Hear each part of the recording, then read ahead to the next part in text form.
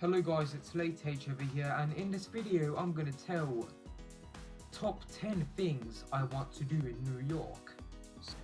Hello Laurie, this is Mike in Times Square in New York City to do a video answer for your video on the top 10 things to do in New York, being that you're coming here in a few weeks. So the number one would be the city experience, because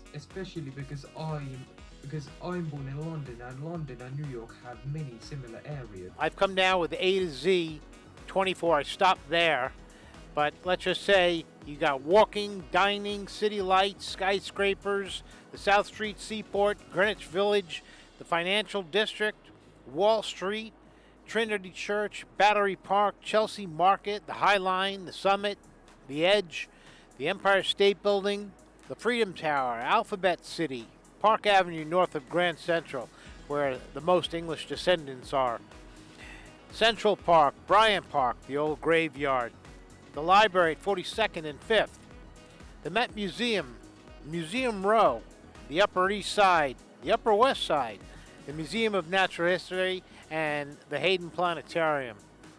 That's a full alphabet.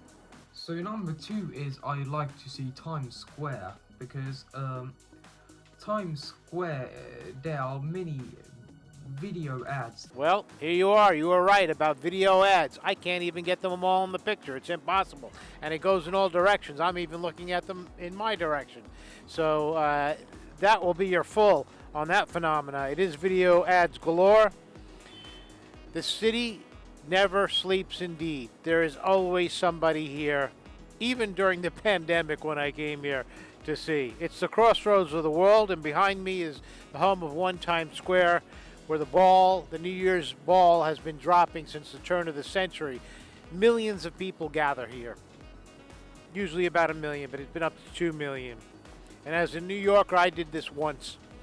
And that was as we were coming out of the pandemic in 2021. That was the year that we ringed in. And the number three is I like to go to Central Park, because Central Park is a big park in New York City. That was set about in early planning of New York City. We're talking about the end of the 18th century. So into the 19th century, they started planning it. And you can see in this video, I did a survey. They did the survey, but I found one of the grid bolts from the early 19th century. So they planned it out. It was just farms and streams and shanties, rocks everywhere. But they had a vision that in hundreds of years, as it did come to fruition, New York City would be what it is today. It was just downtown by Wall Street, and that's why it's all crooked, all those streets, when the Dutch owned it, when it was New Amsterdam. So when you're in Central Park, you just walk to your heart's delight. You'll just keep coming across stuff. One of my favorite places is John Lennon's Imagine Memorial, and then sadly, the historic building, the Dakota, is where the tragedy happened on December 7th, 1980, and I remember hearing it moments after it happened on the radio, and I was about your age when that occurred. And then number four is the food, because I've heard that New York has very good food, because there are a lot of fast food restaurants, and there's like a lot of restaurants like KFC, McDonald's. I don't think there's anywhere better in the planet than the food. I do enjoy the food in Italy, but it's narrower. New York has it all. We have the most ethnic diversity of any place on the planet. So it's your choice where you want to go eat. And most of them you can find in Manhattan, though many are in Queens, where I live and where I came in today on the subway to do this video for you. When you said food, you talked about KFC and McDonald's. Two of my favorite places where I hate to admit I order way too often, but I really enjoy. You won't see KFC too much, but you'll find everything else. There's certainly McDonald's around.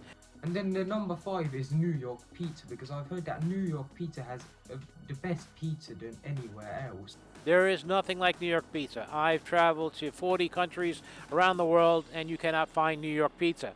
So when you mentioned that, that's immediately what I thought of. And I thought of Sacco's Pizza, which is a small Italian-American restaurant, and the guys have a dialect, like a little accent. And that's one of my favorites, by my old stomping ground at CBS News on 9th Avenue. It's just a tiny place, but the pizza is so genuinely New York from since I was a kid. Then number 6 would be, I would like to see Brooklyn Bridge, like walk through it. The Brooklyn Bridge, the way you pronounce it, like Brueckklyn, Brooklyn. You almost had a Dutch accent to it, and that's exactly really what it was, going to Brooklyn. Brooklyn is a Dutch word, because again, the Dutch were here in New Amsterdam, and you'll enjoy walking across that bridge, because that's the Roebling Bridge, and that is a famous architect, being the first bridge, the oldest bridge, that connected downtown Manhattan with downtown Brooklyn. These are two cities. In Brooklyn, they were growing in tandem, and the boats were just not enough to do it. We needed a bridge.